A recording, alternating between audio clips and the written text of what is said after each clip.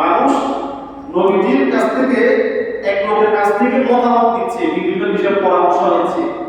পরামর্শ নিতে গিয়ে তিনি যা পরামর্শ দিচ্ছে মানুষ ঠিক ওইটা নিয়ে চলে যেতেছে, কোনো চুপচাপ কোনো কটুবাক্য করতেছে না, কোনো এদিক সেদিক করতেছে না, মানে তিনি যা বলেন সেটা নিয়ে তারা চলে যায়। আমি মানুষকে জিজ্ঞেস করলাম,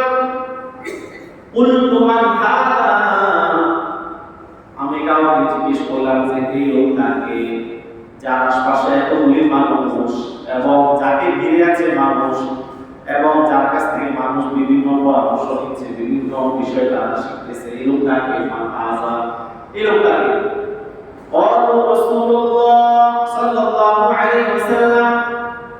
মানুষকে জিজ্ঞেস করার পরে মানুষ বলল ইনি হলেন মুহাম্মাদুর রাসূলুল্লাহ সাল্লাল্লাহু আলাইহি ওয়াসাল্লাম। মানুষ আমাকে, উপস্থিত লোকেরা তাকে আমার পরিচয় দিল, আমার কাছে তার পরিচয় দিল যে ইনি হলেন মুহাম্মদ সাল্লাল্লাহু আলাইহি ওয়াসাল্লাম, রাসূলুল্লাহ, আল্লাহর রাসূল। আমি আগে গেলাম, এগিয়ে যাওয়ার পরে আমি বললাম কুলতু আলাইকা সালাম, আমি গিয়ে নবীজিকে সালাম জানাইলাম, আলাইকা সালাম, আপনার উপরে সালাম বসানো।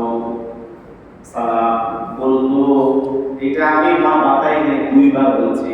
একবার বলার পরে তিনি আমাকে মনোযোগী হন নাই, যার কারণে আরো একবার বললাম। তাহলে এখান থেকে শিক্ষা হলো যে সালাম দেওয়ার পরে অনেক সময় না শুনলে আমরা কি করি, আমরা তো সালাম দিছি, আমরা কি বলি, ভাই যে আমরা সালাম দিছি, যেটা আপনাকে তো আমি সালাম দিছি, হুজুর আপনারা সালাম দিছি, তো কোনো খেয়াল করেন নাই। সালাম একবার দেওয়ার পরে না শুনলে, বুঝতে না পারলে আবার সালাম দিতে হবে। কথা বুঝছেন?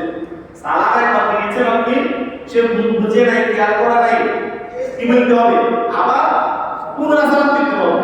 সাহাবী জাবির ইবনে সুলাইম রাদিয়াল্লাহু আনহু বলেন, নবীজি না শোনাতে আমি আরো একবার তাকে সালাম দিলাম, দ্বিতীয়বার মাথায় তুলে সালাম দিলাম। সালাম কোন শব্দ দিয়েছি? আলাইকা সালাম, আলাইকা সালাম, এই শব্দে আমি নবীজি সালাম দিয়েছি। নবীজি বললেন, লা তাকুল আলাইকা সালাম ফা ইন্না আলাইকা সালাম তাহিয়াতুল মাইয়িত, তুমি সালাম দিতে গিয়ে আলাইকা সালাম বলিও না, কারণ আলাইকা সালাম এটা মুর্দাকে সালাম দেওয়া হয়, মুর্দাকে সালাম দেওয়ার পদ্ধতি হলো আলাইকা সালাম। কিন্তু জীবিত তুমি কিভাবে বলবে? আসসালামু আলাইকুম, আসসালামু আলাইকুম, তুমি এইভাবে সালাম দিবে। রাসূলুল্লাহ সাল্লাল্লাহু আলাইহি ওয়াসাল্লাম তাকে সালাম সংশোধন করে দিলেন, যদিও অর্থ এক, আলাইকা সালাম মানে আপনার উপর সালাম বর্ষিত হোক, আর আসসালামু আলাইকুম মানে সালাম আপনার উপর বর্ষিত হোক, অর্থ প্রায় এক না, অর্থ এক। এটা সত্য রাসূলুল্লাহ সাল্লাল্লাহু আলাইহি ওয়াসাল্লাম তাকে শিখিয়ে দিলেন, না তুমি, আমি যেভাবে শিক্ষা দিয়েছি, আমি যেভাবে শিখিয়েছি, তুমি জীবনভর সেভাবে সালাম দিলা। অর্থ এক হলেও তুমি এর ব্যতিক্রম করতে পারবে না, এর ব্যতিক্রম তুমি করিও না। এখানে শিক্ষা হলো রাসূলুল্লাহ সাল্লাল্লাহু আলাইহি ওয়াসাল্লাম যে কোনো বিষয় আমাদেরকে যেভাবে শিখান, আমাকে আপনাকে ওই বিষয়টা ঠিক ওইভাবে বলতে হবে, যদিও তার অর্থটা ভালো। আব্দুল্লাহ ইবনে উমর রাদিয়াল্লাহু আনহুর কাছে পাশে একজন ছিলেন, তো তিনি হাসি দিয়েছেন, হাসি আসে না আমাদের, তিনি হাসি দিয়েছেন। হাসি দেওয়ার পরে আমরা সাধারণত কি বলি? আলহামদুলিল্লাহ। আমরা কি বলি বলেন না? আমরা বলি না আলহামদুলিল্লাহ বলি। আচ্ছা, ইসলামের শিক্ষা হলো এতটুকু যে যখন তুমি হাসি আসবে, তোমার হাসি আসবে, তুমি হাসি দিবে, তুমি আলহামদুলিল্লাহ বলবা, এটা হলো ইসলামের শিক্ষা। এখন ওই লোকটা আবেগে আর একটু বাড়িয়ে ফেললেন যে এই জায়গাতে যদি আমি একটু দুরূদ অ্যাড করে দিই, দুরূদ শরীফ অ্যাড করে দিই, তাহলে তো কত ভালো হয়। তো তিনি হাসি দেওয়ার পরে বললেন, আলহামদুলিল্লাহ ওয়াসসালাতু ওয়াসসালামু আলা রাসূলিল্লাহ, সমস্ত প্রশংসা আল্লাহর এবং সালাত ও সালাম আল্লাহ রাসূলের উপর বর্ষিত হোক।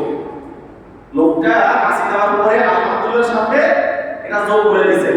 আচ্ছা বলেন, আলহামদুলিল্লাহর পরে ওয়াসসালাতু ওয়াসসালামু আলা রাসূলিল্লাহ, এটা বলা কি এটা খারাপ জিনিস? দুরূদ পড়া খারাপ? দুরূদ পড়া কি না খারাপ না, কিন্তু ইসলামের শিক্ষা এই জায়গায় শুধু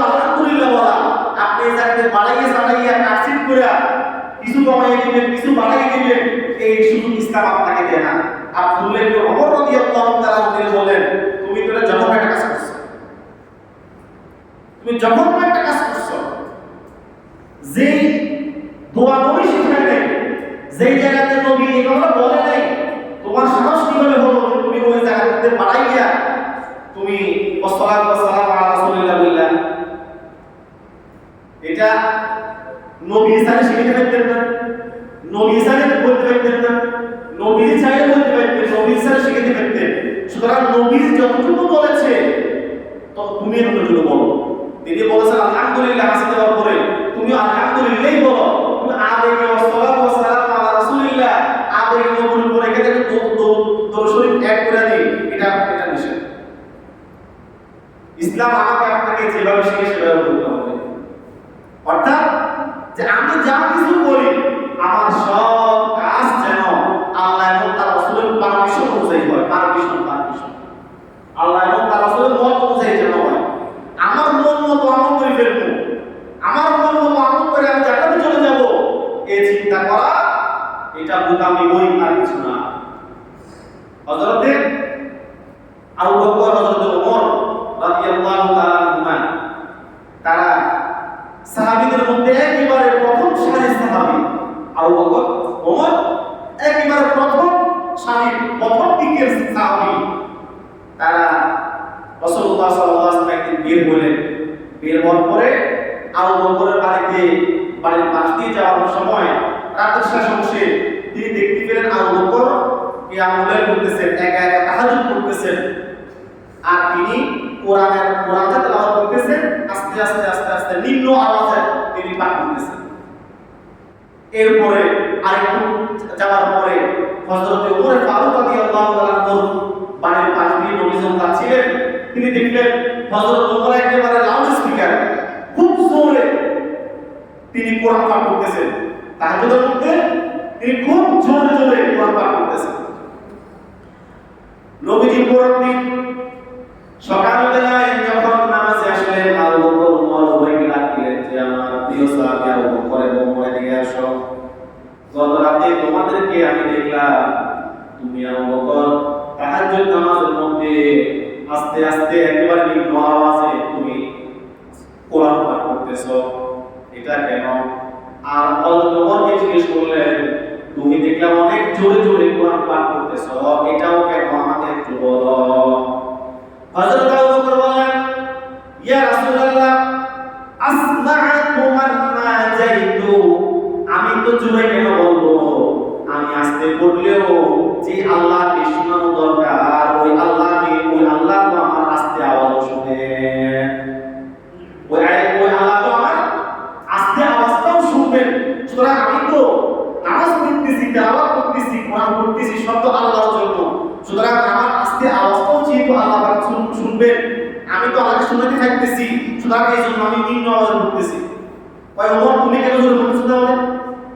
হযরত ওমর বলেন ও বিদুল ইসলাম ওয়া আতারিদুশ শাইতান, ও বিদুল ইসলাম আমি জোরে জোরে পাঠ করতেছি যেন আমার কোরআনের আওয়াজে আমার পরিবারের যারা এখন ঘুমিয়ে আছে তারা যদি জাগতে পারে নাই তারা যেন উঠে যেতে পারে, জাগ্রত হয়ে যায়। এই জন্য আরেকটা হলো আমি দেখলাম যে আমার আশপাশে শয়তান ঘুরঘুর করতেছে, শয়তানকে দেখিয়া আমি জোরে জোরে কোরআন পাঠ করলাম যেন শয়তানের এই কোরআনের পাঠ শয়তানের গায়ের উপরে চাবুকে আঘাত করে। জোরে কোরআন পাঠ করার মাধ্যমে আমি দুটো উদ্দেশ্য আমার ছিল, একটা হলো আমার পরিবারকে জাগিয়ে দেওয়া, আর একটা হলো শয়তানকে চাবুক মারা, শয়তানকে পিটানি দেওয়া। হযরতে নবী করিম সাল্লাল্লাহু আলাইহি ওয়াসাল্লাম বললেন হে আবু বকর তুমি যেটা করছো সেটাও ঠিক আছে, হে ওমর তুমি যা করছো তাও ঠিক আছে, তবে আবু বকর ইরফা সাওতাক তুমি তোমার আওয়াজটাকে আরেকটু বড় করিও, হে ওমর ওয়াহফিস সাওতাক আর তুমি তোমার আওয়াজটা একটু কম করিও। অর্থাৎ মিডল মধ্যপন্থাকে অবলম্বন করিও। আল্লাহ রাসূলের এখানে উদ্দেশ্য ছিল যে তোমরা তো আস্তে তাহাজ্জুদের মধ্যে পড়া, তোমরা তাহাজ্জুদের মধ্যে পড়া, এটা তোমরা তোমাদের এতদিন পর্যন্ত তোমরা তোমাদের খেয়াল অনুযায়ী করছো, তোমাদের খেয়াল জ্ঞান অনুযায়ী তোমরা কাজ করছো। আজকে থেকে তোমাদের এই কাজটা আমি মুহাম্মদ সাল্লাল্লাহু আলাইহি ওয়াসাল্লামের শিখানোর পদ্ধতি তোমরা করো। এই জন্য আমার ইবাদত, আমার সব কিছু রাসূলুল্লাহ সাল্লাল্লাহু আলাইহি ওয়াসাল্লামের শিখানোর পদ্ধতিতে হওয়া চাই।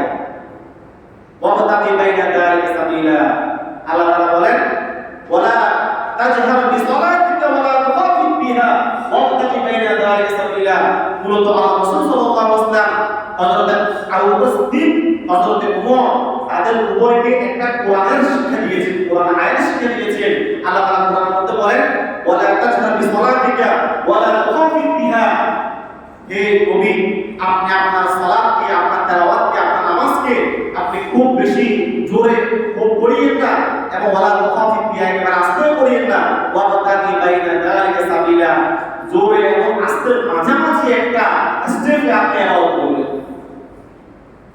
এই জন্য আমাদের সব কিছু যদি অর্থ ভালো, এটার উদ্দেশ্য ভালো, কিন্তু নবী সাল্লাল্লাহু আলাইহি ওয়াসাল্লাম যেভাবে শিখিয়েছেন ঠিক ওইভাবে করলে আমার আপনার ইবাদত গ্রহণযোগ্য হবে। ওটা মন মতো ইবাদত হবে, মন মতো ইবাদত। আমাদের দেশে কিন্তু আবেগ বেশি, এই দেশের মুসলমানদের আবেগ বেশি। এই দেশের মুসলমানরা একটু বাড়তি করে যদি আপনাকে আমাকে আমি যদি বলতে পারি আপনাদেরকে, আপনারা খুশি হবেন। কিন্তু ইসলাম যতটুকু শিখিয়েছে, যতটুকু বলতে বলছে, অতটুকু বললে আপনাদের মন করে না। নামাজের পরে হাদিস শরীফে আসছে রাসূলুল্লাহ সাল্লাল্লাহু আলাইহি ওয়াসাল্লাম কানা রাসূলুল্লাহ সাল্লাল্লাহু ইস্তাগফারা সালাসা, নবীজি নামাজের পরে সালাম ফিরিয়ে তিনবার ইস্তিগফার করতেন। কি বলতেন বলেন না, তিনবার ইস্তিগফার করতেন। তিনবার ইস্তিগফার পরে সুম্মা ইয়াকুল আল্লাহুম্মা আনতাস সালাম ওয়া মিনকাস সালাম তাবারাকতা ইয়া যাল জালালি ওয়াল ইকরাম, আল্লাহুম্মা আনতাস সালাম ওয়া মিনকাস সালাম তাবারাকতা ইয়া যাল জালালি ওয়াল ইকরাম। এই দোয়াটা নবী পাঠ করতেন। এটা তাহলে ফরজ নামাজের পরে নবীজির প্রিয় দোয়ার মধ্যে এটা একটা, যে নবীজি একটু করতে যে আল্লাহুম্মা আনতাস সালাম ওয়া মিনকাস সালাম তাবারাকতা ইয়া যাল জালালি ওয়াল ইকরাম, এটা হলো নবীজির শিখানো দোয়া। এখন আমরা এর মধ্যে বাড়াইলাম আল্লাহুম্মা আনতাস সালাম ওয়া মিনকাস সালাম হাইয়িনা রাব্বানা বিস সালাম ওয়া আদখিলনা দারাকা দারাস সালাম। এইভাবে বাড়াইতে বাড়াইতে আরো 3-4-5 লাইন বাড়াই ফেলছি। এখন বাড়াইলাম কেন? হুজুর এগুলো অর্থ তো ভালো, এগুলোর অর্থ তো ভালো, তো অর্থ ভালো হলেও আমাকে আপনাকে নবী যতটুকু শিখেছে এতটুকু আমল করলে এটার মধ্যে আমার জন্য কল্যাণ এবং খায়। এর চেয়ে বেশি বাড়ানো আমার মন মতো, অর্থ তো ভালো, অসুবিধা কি? না, অসুবিধা না থাকলে নবীজি বলেন এটা আমি আপনি যেটা বাড়া দিছি এটা যদি অর্থ ভালো কোনো অসুবিধা না থাকতো তাহলে নবীজি বলতেন, নবীজি শিখাইতেন। তো নবী শিখিয়েছেন যতটুকু অতটুকু আপনি বলেন, এটা ইসলামের শিক্ষা, এটা ইসলামের দাবি। আপনি মন মতো বাড়াইয়া ছাড়াইয়া বললে ওই জায়গার মধ্যে আপনি মন গড়ায় বাদ হয়ে যাবে। এটা মন গড়ায় বাদ, মন গড়ায় বাদ বললে তো আপনাদের মনে কষ্ট আসবে। এই জন্য অনেক কথা সাহসী বলে না, বলতে সাহসী বলে না, আপনাদের মনে কষ্ট আমি দিতে চাই না, তবু কথার সঙ্গে আসে বলতে হয়।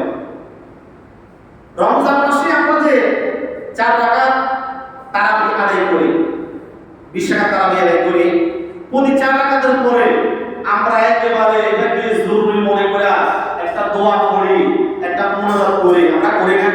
আমাদের সমাজে আছে তো নাকি? আছে। এখন আপনাকে আমি প্রশ্ন করি, এটা কি কোরআন অথবা হাদিস অথবা মাসআলার কোনো কিতাবে অথবা আমরা হানাফি মাযহাব ফলো করে অনুসরণ করি, হানাফি মাযহাবের কোনো কিতাবে আছে? এটা আছে? আপনি পাইছেন? দেখাতে পারবেন? দেখাতে পারলে আমি আমার বক্তব্য আগামী জুমার পরিবর্তন করে দেব। এটা নাই। এখন আমরা পড়ি কেন? হুজুর এটা তো অর্থ ভালো, এটা পড়লে অসুবিধা কি?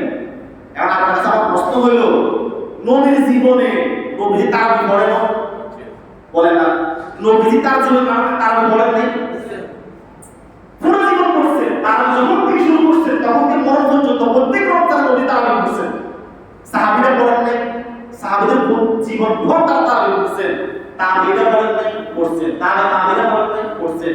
আইমে মুস্তাহিদিন চার মাযহাবের যে ইমাম ইমাম আযম আবু হানিফা, ইমাম শাফিঈ, ইমাম মালিক, আহমদ ইবনে হাম্বল সহ কুরুনে সালাসা সর্বযুগের 3 যুগের প্রায় 300 বছর পর্যন্ত, এত লম্বা সময় পর্যন্ত আপনি একটু দেখান যে এই লম্বা সময়ের মধ্যে কোন নবী, কোন সাহাবী, কোন তাবিঈ এই দোয়াটা করছে। সাইরাকাতের পরে একেবারে জরুরি ভিত্তিতে এই সাইরাকাতের মুনাজাতটা করছে, আমাকে একটু দেখান। এটা বললে তো আপনাদের আবেগে আঘাত লাগবে, আমার বড় বড় দিনের পরে বড় হুজুর বললে অসুবিধা কি? অসুবিধা আছে। অসুবিধা হলো, আচ্ছা আপনারা বলেন তো তারাবিহ এটা আরবি শব্দ না? সবাই আমার কথার সাথে হ্যাঁ না বলবেন, আওয়াজ দিবেন। তারাবিহ এটা কি শব্দ? সবাই বলেন কি শব্দ? আরবি শব্দ। তারাবিহ যারা শিক্ষিত হয় তারা বুঝবেন, ভাষার মধ্যে একটা আছে এক বচন শব্দ, একটা আছে দ্বিবচন শব্দ, একটা আছে বহু বচন শব্দ, আছে না? এক বচন মানে যেটা এক বুঝায়, আমি বললে একজন বুঝায়, আমি দ্বারা কি 10 জন বুঝায় নাকি? আমি শব্দ দ্বারা কি 10 জন বুঝায়? একজন বুঝায়। 2 জন বললে 2 বুঝায়, এটা দ্বিবচন। যদি বলে আমরা অথবা বলে আমরা সকলে, তাহলে আমরা অথবা সকলে এই সকল শব্দগুলো হলো বহুবচন শব্দ। এগুলা দ্বারা অনেক সংখ্যা বোঝায়, সংখ্যা অনেক বোঝায়। এখন এই যে এক বচন, দ্বিবচন, বহুবচন, তারাবিহ এই শব্দটা এটা কি এক বচন না দ্বিবচন না বহুবচন? আপনারা হয়তো অনেকে জানতেন না, আমি বলি তারাবিহ এই শব্দটা বহুবচন শব্দ, বহুবচন। এটা কি বচন বলেন? বহুবচন শব্দ। তাহলে প্রত্যেকটা আরবি বহুবচন শব্দের একক বচন শব্দ থাকে। আরবি প্রত্যেকটা বহুবচন শব্দের কি থাকে? একক বচন শব্দ থাকে। তারাবিহ যদি বহুবচন শব্দ হয়, তার এক বচন শব্দ হলো তারবিহাতুন, তারবিহা। তার এক বচন শব্দ কি? তারবিহা। তারবিহা তার বহুবচন হলো তারাবিহ। কথাটা বুঝছেন তো আপনারা? এখন আসেন, এই যে তারবিহা অর্থ কি? তারবিহা মানে কি? অথবা তারাবিকে তারাবি কেন বলে? তারাবিকে নামকরণ একটা কারণ আছে না? তারাবিকে যে তারাবি বলে এটার নামকরণ একটা কারণ আছে। তো তারাবিকে তারাবি এই জন্য বলে যেহেতু প্রতি 4 রাকাতের পরে ইসলামে বলে, কোরআন বলে, হাদিস বলে, নবী শিক্ষা হলো প্রতি 4 রাকাতের পরে তুমি 4 রাকাত পর্যন্ত লম্বা সময় পর্যন্ত তুমি তারাবি পড়তেছো, অনেক লম্বা সময় পর্যন্ত ধীরস্থিরভাবে ক্যাম্প করা হচ্ছে, 10-20 মিনিট পর্যন্ত 4 রাকাত পড়তে তোমার লাগে গেল, এই জন্য তুমি 4 রাকাত পরে কিছুক্ষণ বিশ্রাম নাও। 4 রাকাত পরে কিছু কি নেওয়ার জন্য হচ্ছে? কি নেওয়ার জন্য হচ্ছে? 4 রাকাত পরে আমরা কিছুক্ষণ জিরামু, কিছুক্ষণ বিশ্রাম নেব, আরাম করা, আরাম করব, বিশ্রাম নেব, এই জন্য তারাবিকে তারাবি বলা হয়। তারাবি শব্দের অর্থ হলো বিশ্রাম নেওয়া। তারাবি শব্দের অর্থ কি? সবাই কথা বলেন না। তারাবি শব্দের অর্থ কি? বিশ্রাম নেওয়া। তো বিশ্রাম কখন নিচ্ছি আমরা? প্রতি 4 রাকাতের পরে আমরা কি নিচ্ছি? বিশ্রাম নিচ্ছি। মানে 4 রাকাত পরে ক্লান্ত হয়ে গেছি, এখন ইসলাম বলে তুমি 4 রাকাতের পরে একটু জিরাও, একটু বিশ্রাম নাও। এখন তারাবিকে তারাবি কয় অবস্থা রাখাতে পড়েছে, আপনি জিরাইবেন এই জন্য। ইসলামে কয় আপনি জিরা 4 রাকাতের পরে। এখন আমরা কই গিলে জিরামো গিলে, আমরা কি শরীরে শক্তি কম নেই? আমাদের শরীরে কি শক্তি কম নেই? আমরা 4 রাকাতের পরে বসে বসে আরো বহু আমল করে ফেলবো। তাহলে ইসলামে কইলো কি আর আপনি করলেন কি? ইসলাম বললো কি আর আপনি করলেন কি? তারাবি এই যে নামাজটার নামকরণের মধ্যেই তো 4 রাকাতের পরে বসে বসে কিছু বিশ্রামের কথা আছে।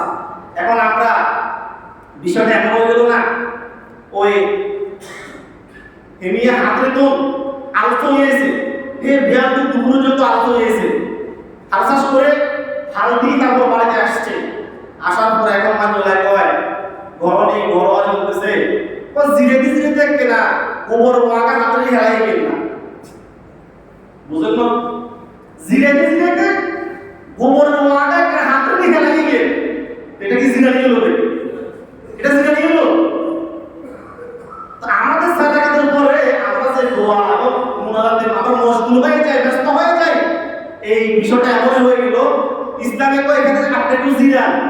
আপনি জিরাবেন বলি এই নামাজকে তারাবির নামাজ বলা হয়, জিরাবের নামাজ বলা হয়। এখন আমি বলি যে কি আমার শরীরে শক্তি কম নাকি, আমি জিরাতে বহু আমল করে ফেলবো। ইসলামের দাবি আর শিক্ষা আমার আপনার আবেগ, মনের আবেগ আর আমার আপনার করণীয় যা করতেছি সম্পূর্ণ বিপরীত, সম্পূর্ণ বিপরীত। এখন এই দোয়াটা না করলে কিন্তু মারামারি বাজে যাবে, না করলে কিন্তু ফিটাফিট বাজে যাবে, একটা ধন্দ বেঁচে যাবে। অথচ ইসলাম আপনাকে এই জায়গা থেকে জরুরি করে নেই, আপনি ব্যক্তিগতভাবে করেন, আপনাকে বাধা দিবে না। কিন্তু একেবারে সম্মিলিতভাবে সবাইকে নিয়ে ইমামের উপরে, হাফেজের উপরে এটাকে আবশ্যক করে দেওয়া যে হাফেজ সাহেব এটা করতেই হবে, না করলে আমার খবর আছে কিন্তু, না করলে আপনার সমালোচনা করবো, না করলে আপনাকে আমি মনে মনে গালি দিব, না করলে আপনাকে আমি খারাপ জানবো। তাহলে আপনি দেখেন একটা মন মতো আমল, মন ভরা আমলকে আপনি করতে গিয়ে কতগুলো গুনাহের বাগিদার হয়েছেন, কতগুলো অপরাধকে আপনি টেনে নিয়ে এসেছিলেন। বলতেছিলাম ইসলামের শিক্ষা হলো নবী জাবের ইবনে সুলাইমকে কি বললেন, হে আমার সাহাবী তুমি আমাদের সালাম দিছো আলাইকা সালাম, অর্থ ঠিক আছে আপনার উপর শান্তি বর্ষিত হোক, কিন্তু তুমি এইভাবে বলিও না। তুমি কিভাবে বলবে? তুমি বলো আসসালামু আলাইকুম, মানে আসসালামু শব্দটাকে আগে এনে তারপর তুমি বলবো আসসালামু আলাইকুম, তুমি এইভাবে বলো। এখন অর্থ তো এক, নবীজি যেভাবে শিখিয়েছেন আমাকে আপনাকে সেভাবে বলতে হবে। এই জন্য আমরা সালাম কিভাবে দিব, বলেন কিভাবে দিব? আসসালামু আলাইকুম নাকি আলাইকা সালাম বলি? আলাইকা সালাম বলি তো অর্থ পরিবর্তন হয়, কিন্তু বলি না কেন? নবী শিখায় নাই, এই জন্য আমরা বলি না। হাদিস শরীফে আসছে নবীজি একদিন এক সাহাবীকে একটা দোয়া শিখিয়েছেন। দোয়ার একটা অংশ হলো আমানতু বিকিতাবিকাল্লাযী আনজালতা ওয়া বিনাবিয়িকাল্লাযী আরসালতা। হে আল্লাহ, আপনার উপর আমি ঈমান আনলাম, হাসরের উপর ঈমান আনলাম, মিজানের উপর ঈমান আনলাম, এটার উপর ঈমান আনলাম। বলতে বলতে কি বললাম? আমানতু বিকিতাবিকাল্লাযী আনজালতা। হে নবী, হে আল্লাহ, আপনি যে কিতাব অবতরণ করেছেন ওই কিতাবের উপরে আমি ঈমান নিয়ে আসলাম, এবং ওয়া বিনাবিয়িকাল্লাযী আরসালতা, এবং ওই নবীর উপর ঈমান আনলাম যে নবীকে আপনি নবী বানাইয়া পাঠিয়েছেন। এটা একটা দোয়া আছে যা অনেকে পারে না, হয়তো আমানতু বিকিতাবিকাল্লাযী আনজালতা ওয়া বিনাবিয়িকাল্লাযী আরসালতা। ওই সাহাবী কিছুদিন যাওয়ার পরে নবীজি আবার ডাক দিলেন, হে এদিকে আসো, সাহাবী এদিকে আসো, তোমাকে যে আমি একটা দোয়া শিখিয়েছিলাম ওই দোয়াটা বলো তো। তো ওই সাহাবী বলতে গিয়ে, এটা স্পষ্ট হাদিসের কথা বলতেছি আমি, ওই সাহাবী বলতে গিয়ে বলছে আমানতু বিকিতাবিকাল্লাযী আনজালতা ওয়া বিরাসূলিকাল্লাযী আরসালতা। নবী জায়গাতে কি বলছে? রাসূল বলছে। নবী জায়গাতে কি বলছে? রাসূল বলছে। আচ্ছা, নবী জায়গাতে রাসূল বললে একই উদ্দেশ্য, অর্থ তো একই, যে আপনি যে রাসূল পাঠাইছেন ওই রাসূলের উপর আমি ঈমান নিয়ে আসছি। নবী শিখিয়েছেন যে নবীকে আপনি পাঠাইছেন ওই নবীর উপর আমি ঈমান নিয়ে আসলাম। নবীর জায়গাতে বলে ফেলছে কি? রাসূল। নবীজি বলে যে আমার সাহাবী, আমি তোমাকে যেভাবে শিখিয়েছি তুমি ঠিক ওভাবে বলো। তোমাকে আমি বলেছি আমানতু বিকিতাবিকাল্লাযী আনজালতা ওয়া বিনাবিয়িকাল্লাযী আরসালতা, তোমাকে নবী শব্দ দিয়ে আমি এই দোয়াটা শিখিয়েছি, তুমি নবী শব্দ দ্বারাই বলো, তুমি রাসূল শব্দ এখানে টানিয়ে নিও না। এইজন্য ইসলাম কিন্তু আবেগকে মূল্যায়ন করে, তবে যেখানে সেখানে যেমন তেমন আবেগ, এটা আমার আপনার ইসলাম এই আবেগের মূল্যায়ন করে না। এই জন্য জাবের ইবনে সুলাইম, ওই প্রিয় সাহাবী, তিনি বললেন আলাইহিস সালাম ইয়া রাসূলুল্লাহ, হে আল্লাহর নবী আপনার উপর আলাইহিস সালাম, সালাম বর্ষিত হোক। নবীজি বললেন লা তাকুল আলাইহিস সালাম, তুমি আলাইহিস সালাম বলিও না, বা ইন্না আলাইহিস সালাম তাহিয়াতুল মাইয়িত। আলাইহিস সালাম, আলাইহিস সালামের শব্দ দিয়ে মুর্দার উপরে সালাম পৌঁছানো হবে, আর জীবিত ব্যক্তির উপরে সালাম পৌঁছানোর জন্য তুমি বলো আসসালামু আলাইকুম ওয়া রাহমাতুল্লাহ। এরপরে সাহাবী নবীজিকে বললেন ইয়া রাসূলুল্লাহ, আপনি কি রাসূল? আপনি কি আল্লাহর রাসূল? আনতা রাসূলুল্লাহ, আপনি কি আল্লাহর রাসূল? আপনি কি সত্যি আল্লাহর পক্ষ থেকে প্রেরিত রাসূল?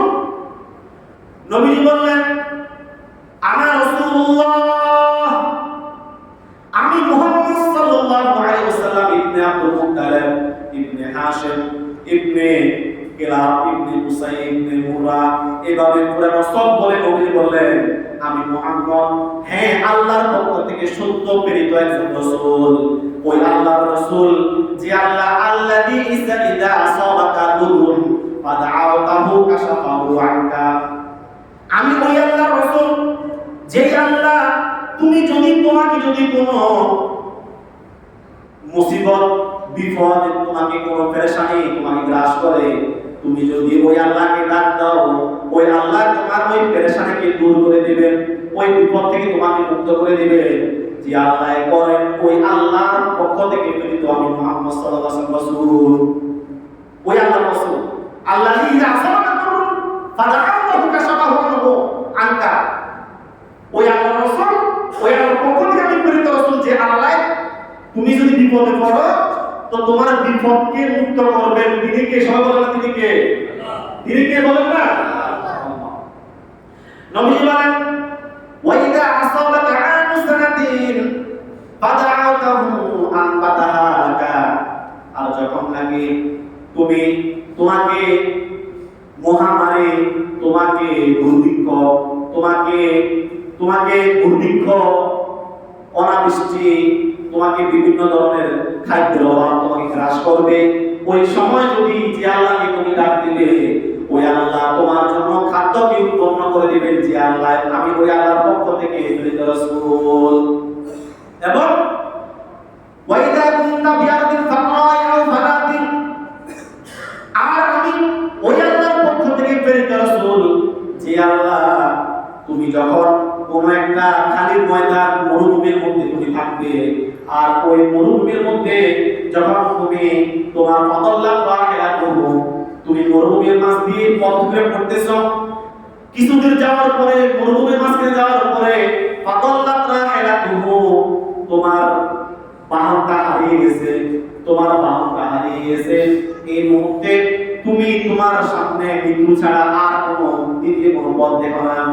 ওই সময় যদি তুমি যদি যে আল্লাহকে তুমি ডাক দিলে ওই আল্লাহ রাব্বানা আলাইকা তোমার কাছে তোমার বাহনকে ফিরিয়ে দিবেন। যে আল্লাহ আমি ওই আল্লাহর পক্ষ থেকে প্রেরিত রাসূল। নবীজি তার পরিচয় দিলেন আল্লাহর পক্ষ থেকে, আল্লাহর বরত্বের মাধ্যমে, হ্যাঁ আমরা আমাদের পরিচয় দিই কিভাবে? যে আমি তো অমুকের ফুল, আমি তো অমুকের নাতি, আমি তো অমুক পদের ব্যক্তি, আমি তো অমুক এলাকার তমুক। আমাদের পরিচয় কিভাবে হয়? এভাবে না। অথচ আমার আপনার পরিচয় হওয়া দরকার যে আমি আল্লাহর গোলাম। আমরা কার গোলাম? মুখ খুলে বলেন আমরা কার গোলাম? এটা হচ্ছে বড় পরিচয় কি আমাদের আছে? আল্লাহর গোলাম, আমি আল্লাহর গোলাম, আল্লাহর বান্দা। এর চেয়ে বড় কোনো পরিচয় কি আমাদের আছে? আছে? নাই। নবীজি চাইলে তিনি তার অনেক গুণাগুণ বলতে পারতেন যে হ্যাঁ আমি অমুক রাসূল, তমুক নবী। না, তিনি বলতেন যে আমি ওই আল্লাহর রাসূল যে আল্লাহ তোমাকে এই করেন, তোমাকে এই দেন, তোমাকে এই দেন। এই জন্য আমার আপনার পরিচয় হওয়া দরকার যে আপনি আল্লাহর একজন নগণ্য, একজন গোলাম, একজন বান্দা। নবীজি সাহাবী হযরত জাবির ইবনে সুলাইমকে তার পরিচয়টা এভাবে কেন দিলেন? কারণ তিনি মুশরিক ছিলেন। তো মুশরিক যারা, তারা বিভিন্ন মূর্তিকে বিভিন্ন মূর্তিকে, উপমাকে, প্রতিমাকে তারা পূজা করতেন। এটা হলো খাদ্য দিব, এই মূর্তিটা বিপদ থেকে রক্ষা করবে, এই মূর্তি আমাকে বরকত দিবে, এই মূর্তি আমাকে সন্তান দিবে। এভাবে তারা ৩৬০টা খোদা মূর্তি বানাইছে। একটার বৈশিষ্ট্য একরকম। কিন্তু যখন তারা বিপদে পড়তো, তখন তারা ওই সকল মূর্তির নামগুলো মুখে দিয়ে আসতো না। মুখে দিয়ে উচ্চারণ হতো কার নাম? বলেন না কার নাম? আল্লাহ নাম। আল্লাহ রাব্বুল আলামিন বলেন ফাইদা রাকিবু ফিল ফুলকি দা'উল্লাহ মুখলিসিনা লাহুদ্দিন। এই মুশরিকরাও যখন নদী পথে ভ্রমণ করে, নৌকাতে ভ্রমণ করে, স্টিমার, লঞ্চ, জাহাজে ভ্রমণ করে, আর যখন নাকি বিপদ আসে, ঝড় বৃষ্টি শুরু হয়ে যায়, দাউল্লাহ, তারাও মনে প্রাণে কিন্তু আল্লাহকে কিন্তু স্মরণ করে। ওই সময় লাভ উজ্জা আরো যত যত তাদের প্রতিমা আছে, মূর্তি আছে, এগুলোর কথা একবারও মনে পড়ে না। মনে পড়ে কারে? বলে না কারে? আল্লাহকে। সুতরাং এই জন্য তিনি জানেন, যেহেতু এই সাহাবী জাবির ইবনে সুলাইম তিনি মুশরিক ছিলেন, তিনি জানেন যে বিপদে পড়লে যে আল্লাহ তোমার বাঁচায়, তুমি যে আল্লাহর বিপদে পড়লে স্মরণ করো, আমি নবীও ঠিক ওই আল্লাহর পক্ষ থেকে প্রেরিত রাসূল। আমি নবীও ওই তোমার বিপদে পড়লে যে খোদার স্মরণ হয়, ঠিক ওই খোদার পক্ষ থেকে প্রেরিত রাসূল আমি। জাবির ইবনে সুলাইম বলেন, ইয়া রাসূলুল্লাহ আ'হিদ ইলাইয়া, আমাকে একটু নসিহত করেন, আমাকে কিছু উপদেশ দেন।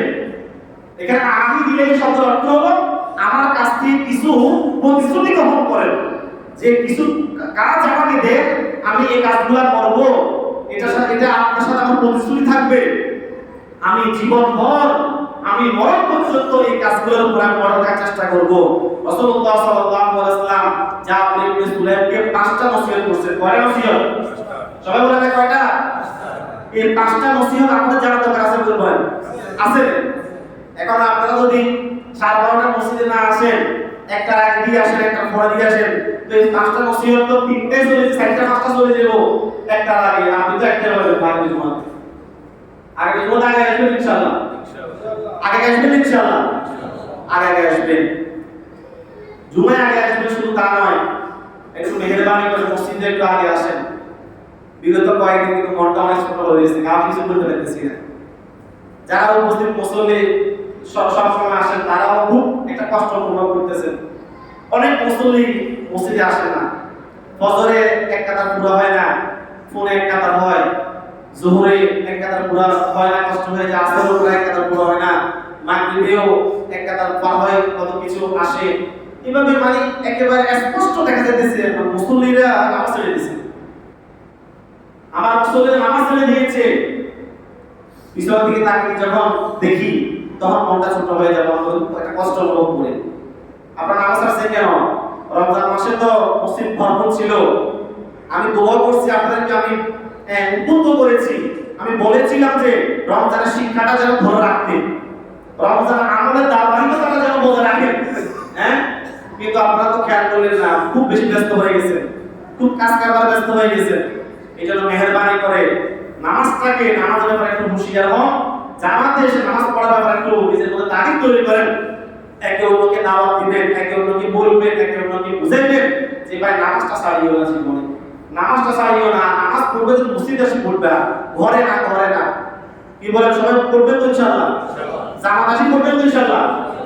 আল্লাহ আমাদের সকলকে, পুরো মুসলিম উম্মাহকে 5 ওয়াক্ত নামাজ আদায়ের মাধ্যমে আজকে যে আলোচনা করলাম, এই আলোচনা আমাদের সকলকে বুঝিয়ে আল্লাহ তাআলা আমাদের সকলকে আমল করার তৌফিক দান করুন। সকল বলেন আমিন। ওয়া দাওয়ানা আলহামদুলিল্লাহি রাব্বিল আলামিন। আসসালামু আলাইকুম ওয়া রাহমাতুল্লাহ।